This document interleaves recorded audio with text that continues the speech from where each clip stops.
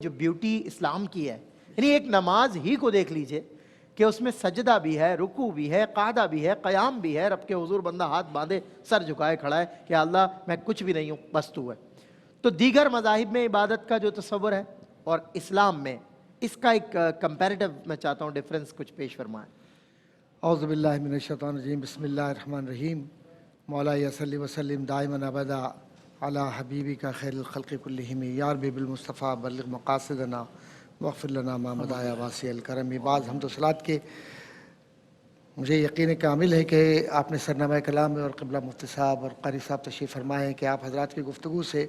یقیناً یہ بات تو واضح ہوئی ہوگی کہ کس پیرائے میں دین حق، دین اسلام کن وجوہات کی بنیاد پر پہنچا، اور وہ کیا باتیں تھیں کہ جب عبادات میں خلل آیا اور عبادات کے جو بنیادی معاملات تھے اور مبادیات تھے ان کو ترک کیا تو ختمی مرتبہ تاجدار مدینہ صلی اللہ علیہ وآلہ وسلم کو اللہ تبارک و تعالیٰ نے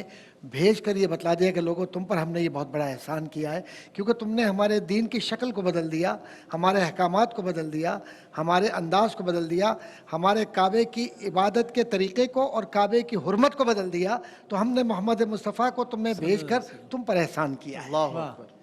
تو یہ احسان عظیم ہے اللہ تبارک و تعالیٰ کا، اور قرآن کریم نے فرمایا وَمَا خَلَقْتُ الْجِنَّ وَالْإِنسَ إِلَّا لِيَعْبُدُونَ۔ اب یہ جو انسان ہیں اور جن ہیں، کیا یہ محض عبادت کے لیے ہے یا عبادت اس بات پر ہے کہ لوگوں کو راغب بھی کیا جائے اللہ کی جانب؟ تو عبادت اگر راغب کرنے کا نام ہے تو اس میں اخلاص ہے، اور اخلاص کے بغیر عبادت اور عبادت کے بغیر اخلاص نامکمل ہے۔ بالکل صحیح۔ اب یہ دونوں جب تک تمام اقوام میں جو کہ نبی کریم صلی اللہ علیہ وسلم سے قبل کی ہیں ان میں قائم رہیں تو ان پر عذاب نازل نہیں ہوا، اور جب ان اقوام نے عبادات کے بنیادی محرکات کو اور بنیادی ضروریات کو اور بنیادی طریقہ کار کو بدلنا شروع کیا تو قرآن کریم نے بھی بنی اسرائیل کا بھی بتلا دیا اور تمام اقوام کا بتلا دیا کہ کیسے کیسے ان پر عذاب نازل ہوئے اور کیوں نازل ہوئے، تو ان کی وجوہات بھی ہیں۔ اب اگر آپ کو شکار سے منع کیا گیا تو آپ نے اس رویے کو بدلتے ہوئے یہ کیا کہ جناب پانی کو روک دیا،